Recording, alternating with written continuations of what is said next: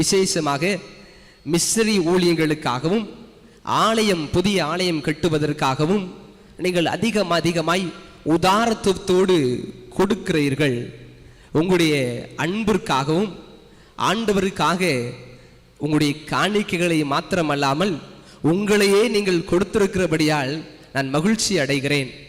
பிரியமானவர்களே, ஒரு பெரிய திருச்சபையில் வந்து நான் நிற்பது எனக்கு இன்னும் ஒரு கிடைத்த ஸ்லாக்கியமாகவும் பாக்கியமாகவும் கருதுகிறேன். ஆகவே ஆண்டவர் எனக்கு கொடுத்த இந்த வாய்ப்பிலே ஆண்டவர் எங்களுக்கு செய்த அநேக ஏராளமான நன்மைகள், அதிலிருந்து 1-2 காரியத்தை மாத்திரம் நான் உங்களுக்கு சுருக்கமாய் சொல்ல விரும்புகிறேன். பிரியமானவர்களே, எனக்கு பிரியமான தாயாரே, தகப்பனாரே, சகோதர சகோதரிகளே, உங்களை எல்லாம் பார்ப்பது மீண்டும் மகிழ்ச்சி அளிக்கிறது. நான் இருப்பது பாவூர் சத்திரம் மேற்கு என்கிற ஒரு சேகரம். அது பாவூர் சத்திரத்தை ரயில்வே கேட்டை தாண்டிய அதற்கு அப்புறம் இருக்கிறது. எங்களுடைய மிக முக்கியமான ஊழியமாக நாங்கள் ஆரம்பித்தது, நான் ஒரு ஆண்டுக்கு முன்பாக அங்கே கடந்து சென்றேன். மிக முக்கியமாக ஊழியமாய் நாங்கள் கருதியது, முதலாவதாக ஆலயம் இல்லாத பகுதிகளிலே ஆலயம் எழும்ப வேண்டும், ஆலயம் இல்லாத கிராமங்களிலே ஆலயம் எழும்ப வேண்டும். இதை நாங்கள் மிக முக்கியமான முதல் ஊழியமாக நாங்கள் யோசித்த பொழுது என்னுடைய திருச்சபையார் மிகுந்த மகிழ்ச்சியோடு ஏற்றுக்கொண்டார்கள். ஒரு சின்ன ஜெபக்குழுவை ஜெபிக்க ஆரம்பித்தோம். ஆண்டவர் எங்களுக்கு நல்ல திறந்த வாசல்களை தந்தார். ஆகவே ஒவ்வொரு வாரமும் நாங்கள் சுவிசேஷ ஊழியம் செய்து வருகிறோம். அந்த சுவிசேஷ ஊழியத்திலே மிக பிரதானமாய் சிறு பிள்ளைகளுக்கு சுவிசேஷ ஊழியத்தை நாங்கள் ஆரம்பித்தோம். முதல்ல 5 இடங்களிலே, நாங்கள் 5 பகுதிகளிலே இந்த சுவிசேஷ ஊழியத்தை செய்கிறோம். குருசாமிபுரம் என்கிற ஒரு பகுதி, ராமச்சந்திரப்பட்டணம் என்கிற ஒரு பகுதி, அதே போல விஸ்வநாத நகர் என்கிற ஒரு பகுதி.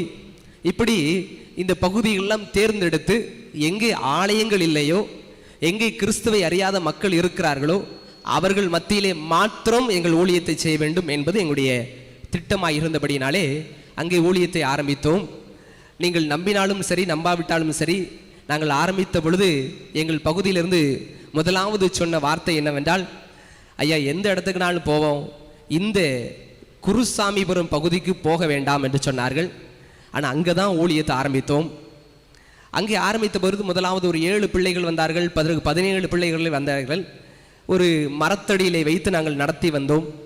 அந்த பிள்ளைகள் மூலமாக அந்த பிள்ளைகளின் இல்லத்தை மாத்திரம் சந்திப்போம். ஏனென்றால் அங்கே எங்களுக்கு நிறைய எதிர்ப்புகள் உண்டு. ஆகவே அந்த பிள்ளைகளின் இல்லத்தை மாத்திரம் சந்திப்போம். அதன் மூலமாக எங்களுக்கு 3 குடும்பங்கள் இப்பொழுது ஆண்டவர் ஏற்றுக்கொண்டு வந்திருக்கிறார்கள். ஞானஸ்தானம் பெற்று திருச்சபையிலே சேர்ந்திருக்கிறார்கள். அல்லேலூயா, சத்தமா சொல்லுங்கள் அல்லேலூயா. இப்படி ஆண்டவர் எங்களுக்கு அற்புதம் செய்து வருகிறார். இன்னொரு பக்கத்தில் இருக்கிற பகுதி ராமச்சந்திரப்பட்டணம். அதில் ஒரு 1200 குடும்பங்கள் இருக்கிறது. சரிங்களா? எத்தனை குடும்பம்? 1200 குடும்பம் இருக்கிறது. ஒரு குடும்பம் கூட கிறிஸ்தவ குடும்பம் கிடையாது. சரிங்களா? ஒரு வீடு கூட கிறிஸ்தவ வீடே கிடையாது. அதில் ஒரே ஒரு வீடு இருக்கிறது. அந்த பாட்டியம்மா மாத்திரம் ஆலயத்துக்கு வருவாங்க, அவங்க பிள்ளைகள்லாம் வரமாட்டாங்க. அந்த பாட்டியம்மா மட்டும் இயேசுவை ஏற்றுக்கொண்டிருக்கிறார்கள். அந்த பாட்டியம்மாவுக்கு 86 வயதாகிறது. சரிங்களா? எத்தனை வயதாகுது? 86 வயதாகிறது. அங்கே ஒரு ஊழியத்தை ஆரம்பித்தோம். இதே போல சிறுவர் ஊழியமாக ஆரம்பித்தோம்.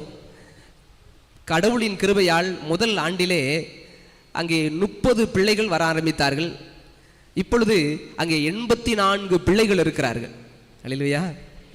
ஒரு 16 பேர் அங்கே வீட்டு ஆராதனை ஆரம்பிக்கிறோம். 16 பேர் அந்த வீட்டு ஆராதனையிலே கலந்து கொள்கிறார்கள். நான் சொன்னேன் இல்லையா, ஒருவர் கூட அங்கே கிறிஸ்தவர் கிடையாது. ஒருவர் கூட கிறிஸ்தவர் கிடையாது. அந்த பகுதியில் தான் இந்த ஊழியம் நடைபெற்று வருகிறது. 1-2 சாட்சியையும் நான் சொல்ல வேண்டும் என்று சொல்லி நினைக்கிறேன். நாங்கள் இன்னொரு இடத்துல விஸ்வநாத நகர் என்கிற பகுதியிலும் இதே ஊழியத்தை செய்து வருகிறோம்.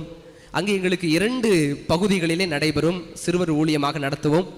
அங்கே ஒரு 7 அல்லது 8 பெண்கள் வருவார்கள்.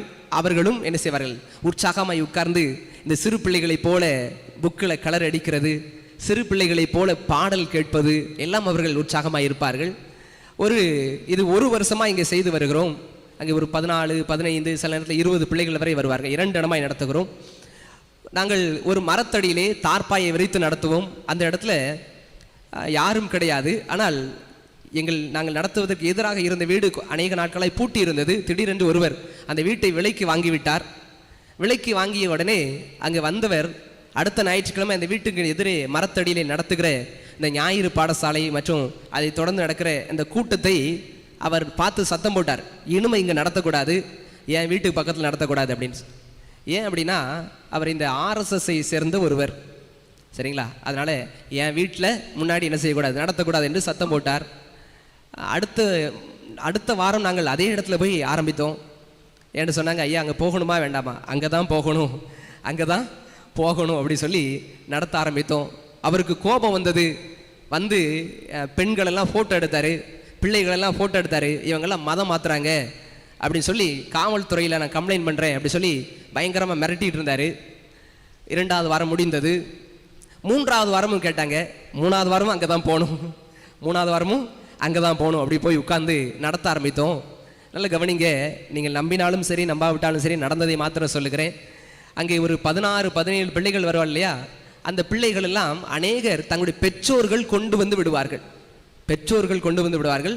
ஒரு பிள்ளை கூட கிறிஸ்தவ பிள்ளை கிடையாது, சரிங்களா? அதில் சுப்பிரமணி என்கிறவர் நல்லா குன்றா இருப்பார், அவருடைய பிள்ளை 4ஆம் வகுப்பு படிக்கிறது, அதை பைக்கில் கொண்டு வந்து விடுவார். முடிந்த பிறகு அவரே வந்து கூட்டு போயிடுவார். இந்த எதிர் வீட்டில் இருந்த அந்த சகோதர சமயத்தை சார்ந்தவர் எங்களை வாய்க்கு வந்தபடி திட்டிக் கொண்டிருந்தார். நாங்கள் அமைதியாய் பொறுமையாய் கேட்டுக்கொண்டிருந்த பொழுது இந்த மனிதர் அவர் தன்னுடைய பிள்ளையை இங்கே எங்களுடைய ஞாயிறு பாடசாலை விடுவதற்காய், மரத்தடியில் நடக்கிற ஞாயிறு பாடலை விடுவதற்காய் கொண்டு வந்தார். இது சத்தம் போடுவதை பார்த்துவிட்டு கேட்டார், என்ன விஷயம் என்று கேட்டார். எங்கள் வீட்டுக்கு எதிர்த்தர நடத்துகிறாங்க, இதை நடத்தக்கூடாதுன்னு சொன்னார். அவர் சொன்னார், என் பிள்ளைய நான் இஷ்டப்பட்டு கொண்டு வந்து விடுறேன், இதில் உனக்கு என்ன சம்மந்தம், நீ என்ன செய்யாத, இதில் தலையிடாத அப்படி சொன்னார். அப்போ நாங்கள் சொன்னோம், இவர் எங்களை ஃபோட்டோ எடுத்து என்ன செய்கிறாரு, மிரட்டுறாரு, அவ்வளோதான். அவர் திரும்ப பிடிச்சிட்டாரு. பெண்களை நீங்கள் ஃபோட்டோ எடுக்கிறது நீ யாரு, நீ வா ஸ்டேஷனுக்கு அப்படி சொல்லி இவர் மிரட்ட ஆரம்பிச்சார். அதாவது அவங்க மத்தியிலிருந்து அவங்களுக்கு எதிராக என்ன செய்ய ஆண்டவர் அப்படி அற்புதமாய் எழுப்புகிறார். ஆகவே நிறைய எதிர்ப்புகள் உண்டு, நிறைய பிரச்சனைகள் உண்டு. நான் சொல்வது 1-2 காரியத்தை, இதை போல பல காரியத்தை சந்திக்கிறோம். ஆனால் ஆண்டவர் அற்புதமாய் நடத்தி வருகிறார். இப்பொழுது இந்த குருசாமிபுரம் என்கிற பகுதியிலே ஒரு 54 சென்ட் இடத்தை ஆண்டவர் தந்திருக்கிறார்.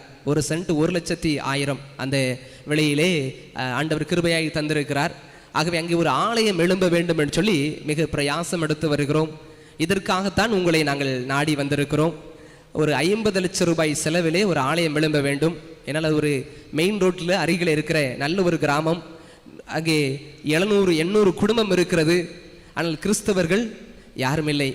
ஆகவே மிஷனரி தரிசனத்தோடு புதிதாக கட்டப்படுகிற ஒரு ஆலயத்திற்கு உங்களுடைய உதாரத்துவமான உதவியையும் காணிக்கையும் நாங்கள் நாடி இருக்கிறோம்.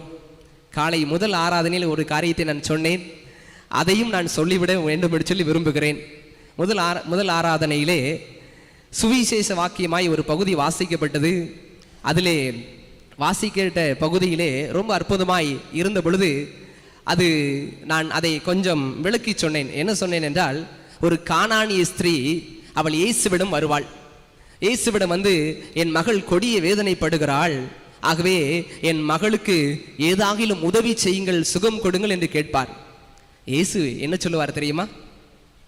நீங்கள்லாம் மெத்த படித்தவர்கள், ஆகவே உங்களிடம் கேள்வி கேட்கிறேன். ஆமா, நாய்க்கு என்ன செய்ய முடியாது, பிள்ளையின் அப்பத்தை எடுத்து கொடுக்க முடியாது என்று சொல்லிவிடுவார்கள். சரிங்களா? ஒருவேளை நீங்கள் என்னை இந்த கானானிய ஸ்திரீயை போல் நினைத்து கொண்டாலும் சரி, சரிங்களா, எங்களை கானானிய ஸ்திரீயை போல நினைத்து கொண்டு பிள்ளையின் அப்பத்தை எடுத்து கொடுக்க முடியாது என்று சொன்னாலும் சரி, என்னால் எங்களுக்கு இடம் வாங்க வேண்டிய இருக்குதுயா, எங்களுக்கு நிறைய தேவை இருக்குது அப்படின்னு சொன்னாலும் சரி, நான் அந்த கானானிய ஸ்திரீ சொன்னதை அப்படி என்னுடைய வார்த்தையாய் நான் உங்களுக்கு சொல்ல விரும்புகிறேன். அவள் என்ன சொன்னாள் என்றால், உண்மைதான் ஆண்டவரே, அது நிச்சயம் உண்மை. ஆனால் நாய்க்குட்டிகள் எஜமானுடைய மேஜையின் கீழிருந்து விழும் துணிக்கைகளையும் பொறுக்கிக் கொள்ளுமே. இதுதான் நான் உங்களுக்கு சொல்லுகிற வார்த்தை. சரிங்களா? ஆகவே ஒரு மிஷனரி தரிசனத்தோடு கட்டப்படுகிற ஆலயத்திற்கு உங்களுடைய பொருத்தனை காணிக்கைகளை நீங்கள் கொடுங்கள்.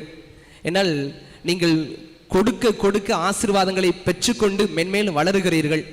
அதனால தான் 2 நாளாகமம் 31:10 சொல்லுகிறது, நாங்கள் இந்த காணிக்கை எல்லாம் ஆலயத்திற்கு கொண்டு வந்த பிறகு திருப்தியாகி இருக்கிறோம், சாப்பிட்டு திருப்தியாகி இருக்கிறோம், இன்னும் மீதம் இருக்கிறது என்று சொல்லுகிறார்.